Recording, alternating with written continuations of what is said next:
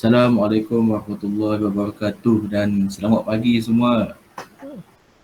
Waalaikumsalam Ustaz. Waalaikumsalam Pagi. Selamat pagi Ustaz. Selamat pagi. Ya, apa khabar semua kamu pagi ni? Sihat ke? Alhamdulillah sehat Alhamdulillah Ustaz. sihat. Alhamdulillah sihat. Semua dah bersarapan dah? Sudah. Sudah. Sarapan apa tu? Sarapan apa tu? Ripap. Belum Ustaz. Nasi lemak Ustaz. Nasi lemak. Oh, ada yang belum ya? Okey. Bakso Ustaz. Belum sarapan. Apa dia? Bakso. Bakso. Okey. Alhamdulillah Sarapan. sedap tu sarapan ni ya. Apa tu? Sarapan sushi. Sudah. Okey, alhamdulillah. Okey, tak apalah. Bagi yang belum sarapan tu kena bersarapan lah ya. Sebab kita nak masuk kelas kan. Nak kena apa? Kena ada tenaga. Kita nak belajar ni kena ada tenaga. Okey. So, baik. Sebelum kita memulakan pembelajaran pada hari ini, Ustaz nak seorang dah bacakan doa. Ada siapa-siapa nak bacakan doa?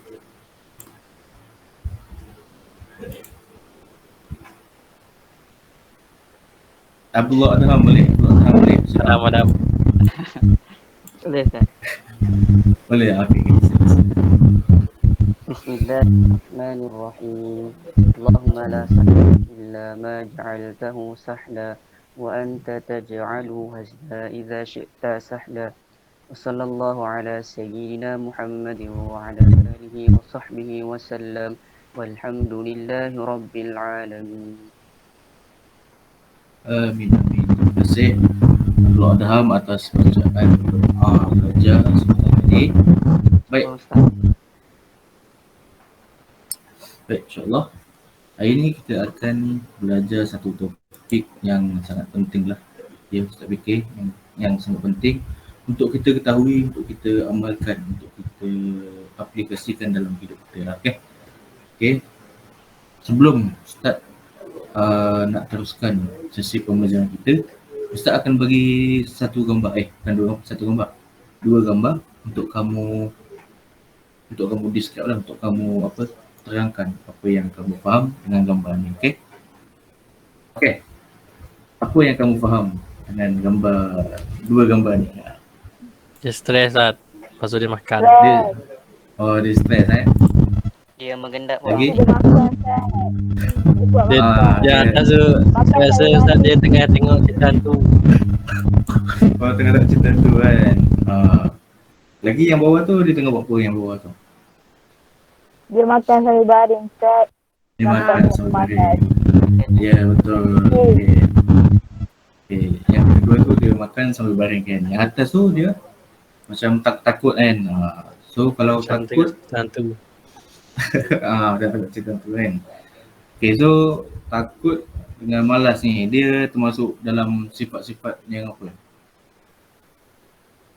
Sifat-sifat Negatif Ustaz. Ya, betul. Sifat-sifat yang negatif. Sifat mazmumah Ustaz. Sifat mazmumah, Masya Allah. Betul-betul Abdul Wajib. Terima kasih semua, terima kasih. Jadi hari ini kita akan belajar kenaan dengan hindari sifat negatif lah. Okay. So dalam salah satu di antara sifat-sifat yang negatif yang kita dah tengok tadi tu lah kan. Salah satunya malas, lepas tu takut kan. Itu adalah salah satu termasuk dalam sifat-sifat yang negatif. Okay, baik. Yang seterusnya adalah ada sepotong hadis daripada sekitar pembelajaran ini yang mana dia membawa berkenaan dengan untuk hindari sifat negatif. Nah, jadi Ustaz nak minta siapa yang nak baca ni? Siapa yang nak baca hadis ni? Ada yang volunteer tak? Baca maksud ke Ustaz? Baca semua sekali dengan ayatnya sekali tu. Saya nak baca Macam maksud. nak baca? Saya nak baca maksud Ustaz. Nak baca maksud? Baca tu lah, baca yang ayatnya sekali boleh? Suruh Adam Ustaz. Okay, tak apa. Ustaz minta siapa lah? Abdul Adham boleh, Abdul Adham. Saya pergi dekat Ah. Mujib. Mujib dia. Pergi kat Mujib. Okay, Mujib ada Mujib. Boleh baca Mujib. Abdul Mujib. Tak nampak lah Ustaz. Oh, tak nampak. Okey, tak apa. Jadi Ustaz, Kan saya baca Ustaz. Yazari Hasan, boleh tak? Yazari Hasan tolong bacakan hadis ni. Boleh Ustaz, boleh. Boleh ya? Okey. Sila. An Anas bin Malik yaqul kana Rasulullah sallallahu alaihi wasallam yaqul Allahumma inni a'udzu bika min al-'ajzi wal kasal wal jubni wal haram wa a'udzu bika min fitnatil mahya wal mamat wa a'udzu bika min adzabil qabr. Riwayat Bukhari. Sekali masuk Ustaz? Ya, sekali masuk dia sekali. Okey. Ya Allah, aku memohon perlindunganmu daripada sifat lemah dan malas dan sifat pengecut dan nyanyuk, dan aku memohon perlindunganmu daripada fitnah kehidupan dan kematian, dan aku memohon perlindunganmu daripada azab kubur. Dia pun. Okey, terima kasih. Yazari kena membacakan hadis dengan sangat baik. Okey, baik. Jadi apa yang kita nampak dalam hadis ni adalah berkenaan dengan salah satu sifat yang negatif. Okey, baik. Mari kita bersama-sama kita melihat apa hadis ni. Okey. Allahumma inni a'udzubika, ya Allah aku memohon perlindunganmu minal ajzi wal kasal. Ini kena ingat ni. Minal ajzi wal kasal ya. Daripada sifat apa? Sifat lemah dan sifat malas. Wal jubni wal haram. Ini yang ketiga dan yang keempat. Apa itu al jubni dan haram? Dan sifat pengecut dan nyanyuk. Wa a'udzubika, dan aku memohon perlindunganmu min fitnatil mahya wal mamat, daripada fitnah kehidupan dan kematian. Wa a'udzubika min azabil qabr, dan aku memohon perlindunganmu daripada azab kubur. Jadi itu adalah maksud-maksud hadis. Jadi kamu kena ingat daripada ayat minal ajzi wal kasal ni, iaitu daripada sifat lemah dan malas. Ini salah satu sifat yang disebut dalam hadis ni. Minal ajzi wal kasal, iaitu sifat lemah dan malas, wal jubni wal haram, dan sifat pengecut dan sifat nyanyuk. Okey. Yang seterusnya adalah sifat yang tidak disukai. Okey. Dalam hadis tu ada disebutkan sifat-sifat yang tidak disukai oleh Allah. Yang pertama adalah apa? Yang pertama adalah lemah. Lemah ni lawannya apa? Lemah lawannya kuat. Maksud lemah ni apa? Lemah bermaksud meninggalkan sesuatu yang tidak mampu dilakukan. Maksudnya dia tidak mampu untuk melakukan. Tapi dia nak buat benda tu, tapi dia tak mampu lakukan. Sebagai contohnya apa? Murid yang tidak mampu untuk membantu guru mengangkat barang kerana sakit. Oleh kerana dia sakit, dia tidak mampu, dan dia tidak mampu untuk menolong cikgu tu lah untuk angkat-angkat barang kan. Kalau dia tak sakit, kalau dia kuat, dia boleh angkat ataupun dia boleh tolong cikgu tersebut angkat barang. Okay.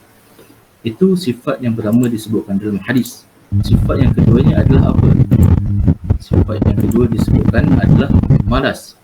Malas ni lawannya apa? Malas ni lawannya rajin. Malas ni maksudnya apa? Okey, Ustaz nak minta seorang lah untuk bacakan maksud malas ni. Boleh ke tak? Nabila Ismail boleh? Nabila Ismail tolong bacakan. Boleh Ustaz. Okey, sila. Malas ni bermaksud meninggalkan sesuatu yang mampu dilakukan. Contohnya malas terima kasih. puasa. Apa dia? Contohnya malas solat, malas puasa. Okey. Malas solat dan malas puasa. Okey, terima kasih Nabila. Okey. Maksud malas ni apa maksud dia? Maksud dia meninggalkan sesuatu yang mampu dilakukan. Dia mampu nak buat benda tu kan. Tapi dia tak nak buat. Sebab apa? Sebab dia malas. Contohnya malas solat, malas puasa, malas solat. Dekat masjid dah azan dah. Allahu Akbar, Allahu Akbar. Tapi dia tak nak solat. Sebab apa? Sebab dia malas. Walhal dia mampu untuk melakukan, tapi dia tak nak buat. Oleh kerana apa? Sebab dia malas. Jadi malas ni di antara sifat-sifat yang tidak disukai yang disebutkan di dalam hadis inilah. Okey. Yang seterusnya kita masuk kepada sifat yang tidak disukai oleh Allah dalam hadis ni, iaitu sifat apa? Sifat pengecut. Apa Kalau pengecut ni lawannya apa? Lawan sifat pada pengecut ni adalah sifat berani. Dan maksud sifat pengecut ni adalah orang yang tidak berani melakukan atau menghalang sesuatu situasi. Contohnya, dia tak berani untuk mencegah kemungkaran yang sebagai contoh dia nampak kemungkaran, ataupun sebagai contoh dia sebagai ketua kelas lah kan. Sebagai ketua kelas dia nampak ada kawan dia di konten sekolah kan, tapi dia tak berani nak buat kan. Tapi dia tak sepatutnya gitulah. So dia sebagai ketua kelas sepatutnya dia kena mencegah kemungkaran yang ada di depan mata kan. Tak pun ajak kawan tu pergi masuk kelas ke, ataupun ajak kita nasihat dia dengan baik-baik kan. Bila mana kita nasihat dengan baik ni, insya-Allah dia akan ikut. Jadi sifat pengecut ni adalah salah satu sifat yang tidak disukai oleh Allah di dalam hadis tersebut lah. Okey. Ada satu kisah disebutkan di dalam sejarah ataupun sejarah Islam, iaitu bila mana Nabi Muhammad SAW dan Abu Bakar As-Siddiq keluar berhijrah ke kota Madinah. Okey. Apa yang dilakukan oleh Sayyidina Ali? Sayyidina Ali bertindak ataupun lantas tidur di tempat baginda SAW dengan menggantikan tempat baginda SAW dan digantikan dengan Sayyidina Ali bin Abi Talib karamallahu wajhah. Jadi dengan sifat berani sifat berani yang ditunjukkan oleh Sayyidina Ali bin Abi Talib ni, yang bertindak tidur di tempat Nabi SAW dengan pelbagai risiko, dengan pelbagai kemungkinan yang boleh dihadapi oleh Sayyidina Ali kan, dengan risiko dibunuh, risiko di macam-macam yang akan ditempuhi oleh Sayyidina Ali. Tapi sifat berani yang ditunjukkan oleh Sayyidina Ali ni, dia tidur kat tempat Nabi ni, kita patut jadikan sebagai mukjizat lah, sebagai ibrah, sebagai pengajaran. Kita patut ambil contoh sifat keberanian yang ada pada Sayyidina Ali ni untuk kita aplikasikan, untuk kita lakukan dalam kehidupan seharian kita kan. Jadi tak rugilah pun orang kata sifat berani ni dia memberi kelebihan kepada diri kita, memberi manfaat kepada orang lain. Okey. Jadi itu sifat yang tidak disukai oleh Allah di dalam hadis tersebut. Dan sifat yang terakhir, iaitu sifat yang keempat yang tidak disukai oleh Allah SWT dalam hadis tersebut adalah sifat nyanyuk. Okey. Jadi Ustaz nak minta seorang lah untuk bacakan maksudnya. Najah Nadia boleh? Najah Nadia. Boleh Ustaz. Apa bacakan? Bacakan sifat nyanyuk. Ya, silakan. Okey, nyanyuk ialah penyakit yang mengganggu kewarasan fikiran seseorang yang menyebabkannya berkelakuan seperti kanak-kanak. Yang menyebabkan okey. Sifat yang terima kasih Najah ya. Okay, sifat yang keempat dalam hadis tersebut yang tidak disukai oleh Allah adalah sifat nyanyuk. Nyanyuk ni apa kan? Nyanyuk ni adalah penyakit yang mengganggu kewarasan fikiran seseorang yang boleh menyebabkannya berlaku seperti kanak-kanak lah. Okay. Jadi sifat nyanyuk ni dia penyakit yang datang untuk mengganggu kewarasan fikiran. Yang maksudnya dengan datangnya sifat nyanyuk ni, dia tak boleh untuk berfikir dengan baik lah. Dia tidak boleh berfikir dengan waras sebagaimana yang kebiasaannya lah. Jadi macam mana kita nak elakkan daripada sifat nyanyuk ni? So kita kena perbanyakkan makan makanan yang halal lagi baik kan. Halalan thayyibah kan orang kata kan. Halalan thayyibah, halal lagi baik. Dengan harapan bila mana kita mengamalkan sunnah, bila kita mengamalkan pemakanan yang sihat, kita akan dapat mengelakkan sifat nyanyuk ni sepanjang hidup kita kan. Jadi siapa yang nak kan, jadi kita semua tak nak, kita semua doa kepada Allah supaya kita dielakkan sifat nyanyuk ni kan. Dan juga sifat-sifat mazmumah yang lain lah, supaya dalam kehidupan kita ni dapat berjalan dengan normal dan baik. Okay. So begitulah tadi 4 sifat yang disebutkan dalam hadis tu yang tidak disukai oleh Allah. Dan kita sebagai manusia kenalah berusaha untuk mengelakkan. Kita berdoa kepada Allah supaya kita dielakkan daripada sifat-sifat pengecut, sifat-sifat 4 sifat tadi tu kan. Malas, pengecut, lagi apa? Nyanyuk dan apa satu lagi? Lemah Ustaz, lemah. Lemah.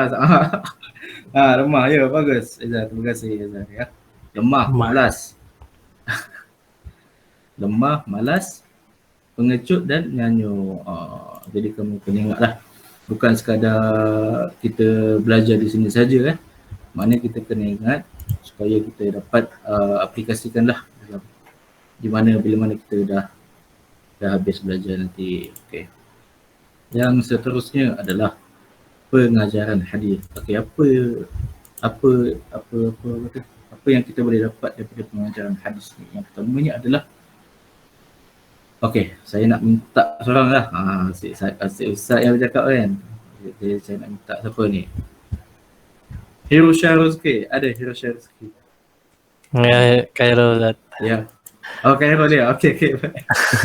Okey, Khairul, sila bacakan yang pertama. Yang pertama adalah berusaha untuk menjadi orang yang kuat, kerana seorang mukmin yang kuat lebih dicintai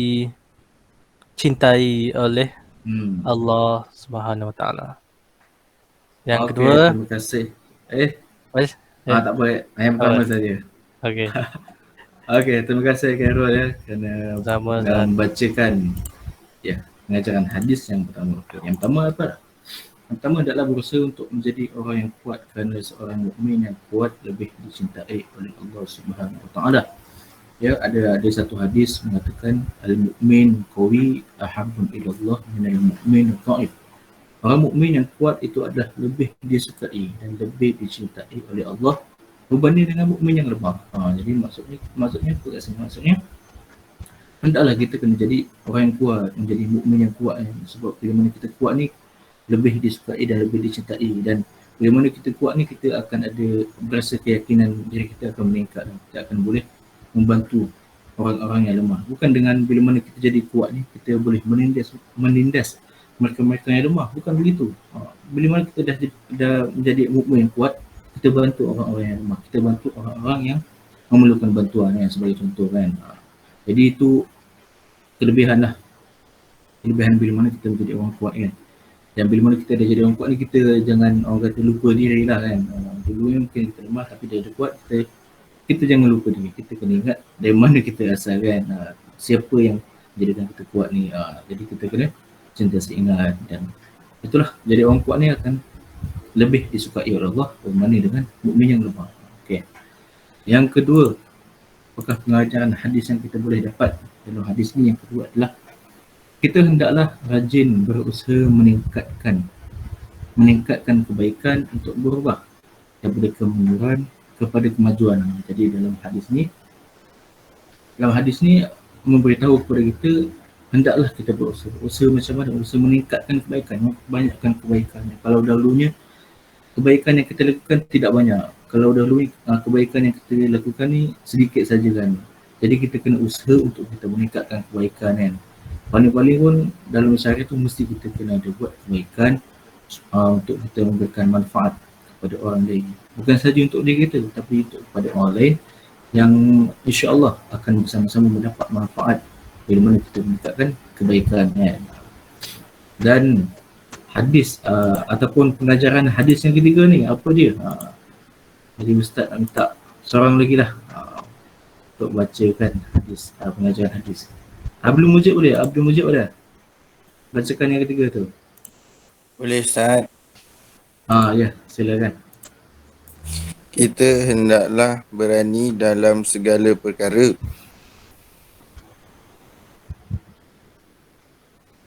Kebaikan.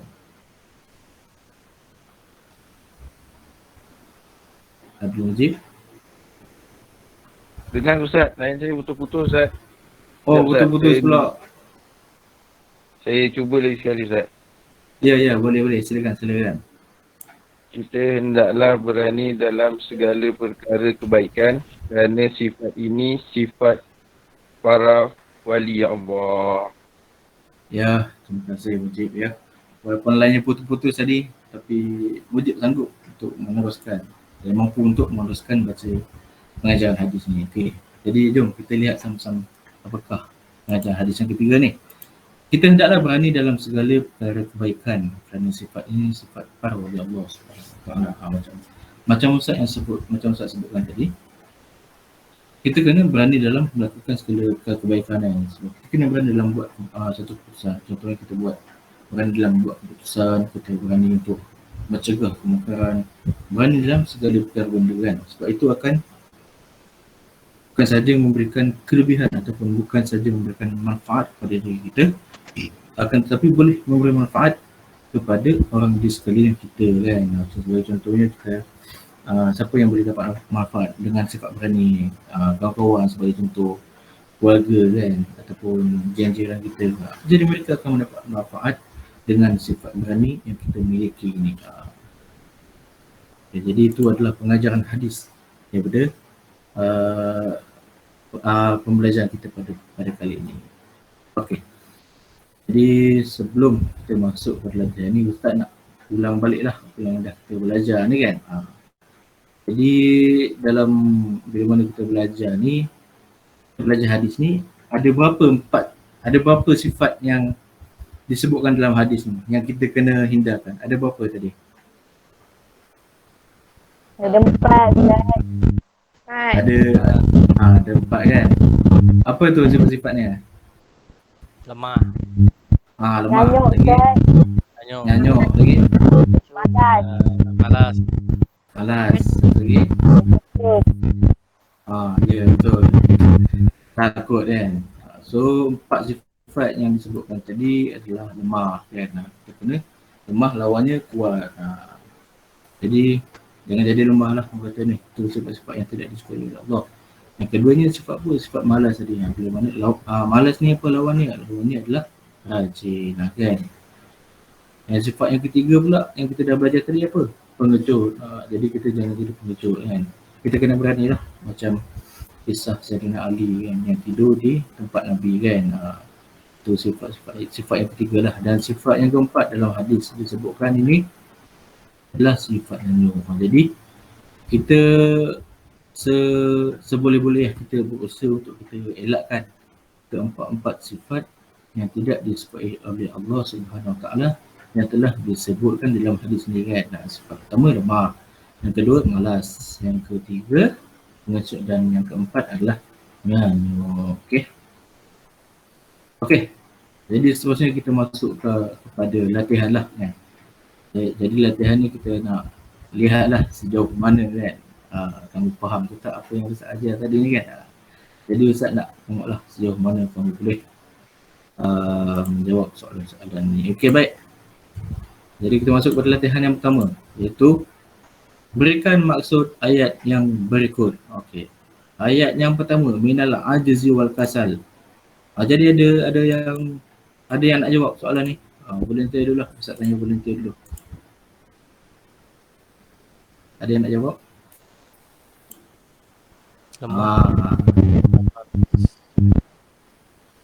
Saya teka satu je Ustaz. Saya belum faham.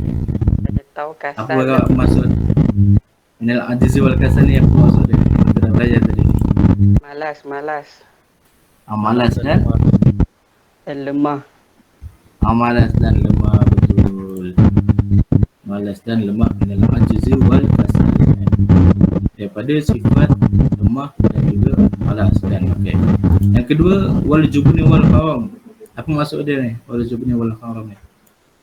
Nyanyuk. Ayo Ustaz. Ya, sila. Nabila. Apa maksud dia? Dan pengecut dan nyanyuk. Dan pengecut dan nyanyuk. Ya, betul. Wal jubni wal haram kan.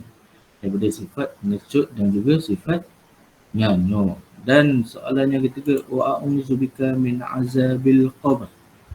Apa maksud dia ni? Wa a'udzubika min azabil qabr. Ada siapa nak jawab? Muji Ustaz.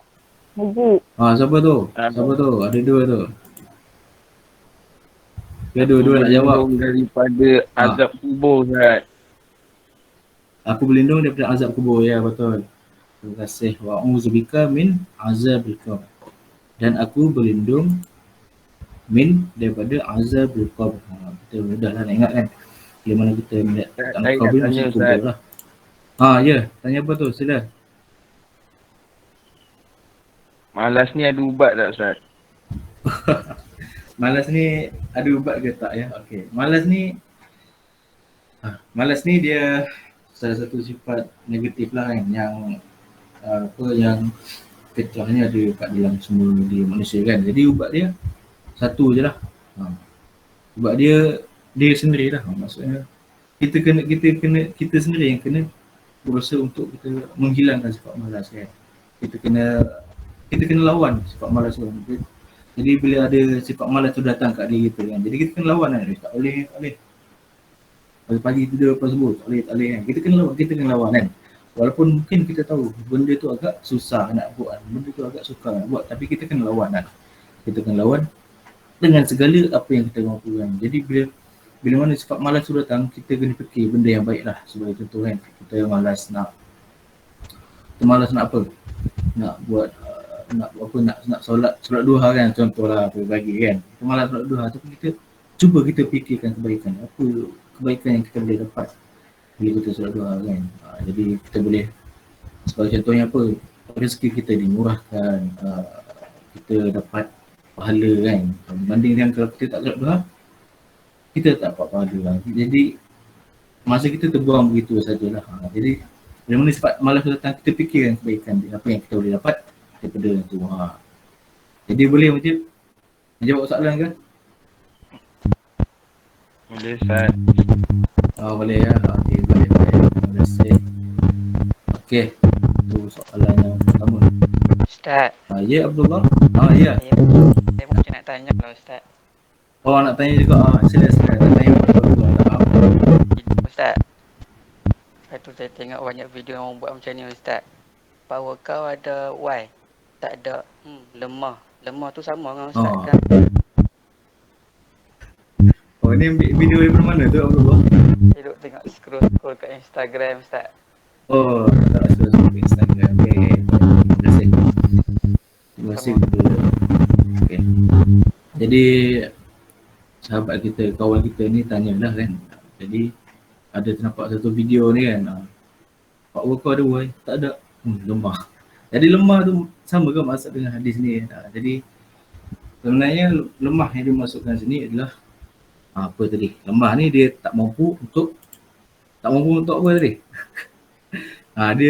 Dia maksudnya dia tak kuat. Lemah ni maksudnya dia tidak kuat. Maksud lemah kat sini bukanlah lemah bila mana kita tak ada Y suku ke, bila mana kita tak ada Honda ke, bila mana kita tak ada Tesla ke, tak ada macam-macam. Itu bukanlah lemah itu yang dimasukkan. Tapi lemah yang masuk kat sini adalah kita tak kuat. Maksudnya kalau kita boleh untuk kita buat kebaikan tapi kita tak buat, jadi itu lemah. Bila kita boleh tolong siapa-siapa, cikgu angkat barang ke, tapi kita boleh buat tapi kita tak buat, disebabkan ada faktor lain menyebabkan kita tak buat, itulah masukkan dengan lemah. Okay. Jadi bukanlah maksud lemah yang tak ada macam sebelum tadi tu kan. Itu apa orang kata, yang kedua lah orang kata kan, kita boleh usahakan lah kalau tak ada kan. Jadi maksudnya lemah tadi tu, kita kena kuat lah kan. Kita buat kebaikan, membantu orang lain, itulah yang dimasukkan dengan lemah. Okay, jadi ada soalan-soalan lagi ke yang nak ditanya-tanyakan? Tak ada Ustaz. Tak ada ya? Okey, baik. Jadi ya Masjid. Tadi kan ada ustaz kata kalau kita kuat kita kena bantu orang ustaz kan. Kalau kita bantu sekadar beri senyuman je boleh ke ustaz? Adakah itu diterima juga? Ya. Macam yang ustaz katakan tadi kan, bila kita mampu untuk kita buat, itu tolongan. Contoh kalau kita tak mampu, kita boleh memberikan nasihat, kita boleh bagi advice kan, kita boleh bagi nasihat. Contohnya dia orang kata down, kita tak mampu untuk tolong dia membuat apa yang kita tak mampu untuk kita nak selesaikan masalah dia, tapi kita boleh bantu dia dengan memberikan nasihat kan. Sebagai contohnya, kita ni tak ada pakar, tak ada kemahiran dalam bab macam nak bab ICT lah kan. Contoh kita belum mahir lah, tapi kita tak mampu nak tolong kawan kita tu bab ICT, tapi kita mampu dan bagi dia nasihat kan, ataupun kita boleh suggestkan dia untuk meminta nasihat daripada yang pakar kan. Jadi itulah kita boleh buat. Tapi kalau kita tak tahu bab ICT, tapi kita nak tolong dia juga bab-bab tu, takut jadi apa? bagaikan tikus membaiki labu. Maksudnya kita tolong tapi sia-sia benda tu. Jadi kita kalau kita nak tolong ni, kita kena macam ada kemahiran jugalah kan. Betul, kalau nak nak repair motor kan. Kita tahu benda tu. Kita tolong. Ni mana yang rosak ni, mana yang rantai longgar ke apa, kita kalau kita ada kemahiran kita tolong. Kalau kita tak ada, kita boleh bagi nasihat kita je lah, 50 kan. Takut kalau kita tak ada kemahiran, kita nak tolong juga, takut benda tu jadi lagi teruk. Jadi lagi teruk, orang kata lagi parah, orang kata begitulah. Boleh Mujib ya? Ada lagi soalan? Tak ada Ustaz. Okey, tak ada. Yang daripada Muslimat ada Muslimat? Tak ada, tak ada. Tak ada ya? Okey, baik. Okey, baik. Nampaknya semua faham lah. Semua faham dengan baik dan sempurna. Okey. Jadi itu start yang bagus. Okey, itu tadi kita dah selesai soalan yang pertama. Bahagian pertama, kita masuk bahagian yang kedua. Lama. Okey. Sama-sama. Okey. Boleh nampak ya slide ni? Boleh Ustaz, boleh. Boleh Ustaz. Okey, jadi soalan dia apa? Susun kalimat berikut menjadi satu ayat yang sempurna. Okey. Jadi kita dah belajar hadis tadi kan. Jadi Ustaz dah suruh minta ingat-ingat kan. Okey, jadi yang pertama sekali apa ni? Dalam hadis tu yang pertama sekali apa ni? Yang tu banyak 6 kotak ni. Mana yang pertama? Mana Orient Ustaz? Allahumma inni a'udzuka. Ni ni yang warna apa? Warna merah ni Merah. Merah. Orient. Okey. Betul lah tu. Yang pertama adalah Allahumma inni a'udzubika. Okey, yang kedua apa yang kedua? Yang kedua apa dia? Siapa ingat? Minal ajizi wal kasal. Okey, yakin ke dengan jawapan tu? Yakin. Okey. Yakin ni bagus. Kita tengok. Ya, betul. Minal ajizi wal kasal. Allahumma inni a'udzubika minal ajizi wal kasal. Okey. Yang seterusnya apa? Yang seterusnya daripada hadis tu. Yang ketiga apa? Yang ketiga. Wal jubni wal haram. Ya, betul. Wal jubni wal haram. Allahumma inni a'udzubika minal ajizi wal kasal wal jubni wal haram. Yang seterusnya. Petak yang keempat yang mana satu? Yang warna apa? A'udzubika, hijau-hijau. Oh, yang warna hijau tu. Betul? Sure ke? Sure Ustaz.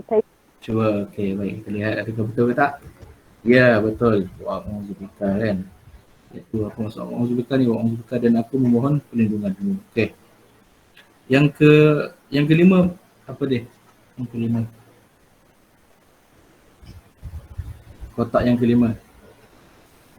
Lepas dah kita baca yang keempat ni, yang kelima apa yang kelima? Min fitnatil mahya wal mamat.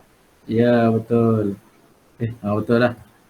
Yang kelima adalah min fitnatil mahya wal mamat, dan yang terakhir warna kuning Ustaz, warna yang kuning. Ustaz betul. Terima kasih. A'udzubika min azabil qabr. Jadi Allahumma inni a'udzubika, ya Allah Tuhanku, aku mohon perlindunganmu minal ajizi wal kasal, daripada sifat lemah dan malas, wal jubni wal haram, daripada sifat pengecut dan nyanyuk, wa a'udzubika, dan aku mohon perlindunganmu min fitnatil mahya wal mamat, daripada fitnah kehidupan dan kematian, wa a'udzubika min azabil qabr, dan aku mohon perlindunganmu ya Allah daripada azab kubur. Okey. Jadi semua faham ya apa yang kita belajar pada hari ini? Faham Ustaz. Faham ya? Okey, baik. Jadi apa yang kita dah belajar pada hari ini, kita kena sampaikanlah kan, sebab ada sabda Nabi SAW, balighu anni walau ayatan, sampaikanlah daripadaku walaupun hanya satu ayat. Kita dapat ilmu daripada orang lain kan, jadi kita kena sampaikan dengan apa, supaya kita dapat manfaat, supaya orang lain juga dapat manfaat kan, bertepatan dengan hadis Nabi kan, balighu anni walau ayatan. Jadi bila mana kita dah dapat ilmu pada hari ini, kita kena sampaikan, kita kena aplikasikan dalam kehidupan kita, supaya bukanlah ilmu yang kita dapat ni bukanlah kita letakkan di dalam kertas peperiksaan sahaja kan. Ini tidak. Bila mana dah habis periksa, hilang gitu je. Dah tak ingat dah apa kan. Janganlah begitu ya. Jadi bila mana kita dah belajar ni, kita kena ingat, kita kena amalkan sampai bila-bila kan. Sampailah di penghujung kehidupan kita, kita kena amalkan, kita kena aplikasikan. Bukanlah sekadar di kertas peperiksaan sahaja. Okey. Jadi sekadar itu sahaja daripada saya. Yang baik datangnya daripada Allah Subhanahu Wa Taala, yang kurang dan yang lemah itu datangnya daripada kelemahan Ustaz sendiri. Aku qauli hadza wa astaghfirullah azim lakum. Wassalamualaikum warahmatullahi wabarakatuh. Waalaikumsalam. Ustaz. Ya, sama-sama. Terima kasih Ustaz. Ya, terima kasih semua yang join ya.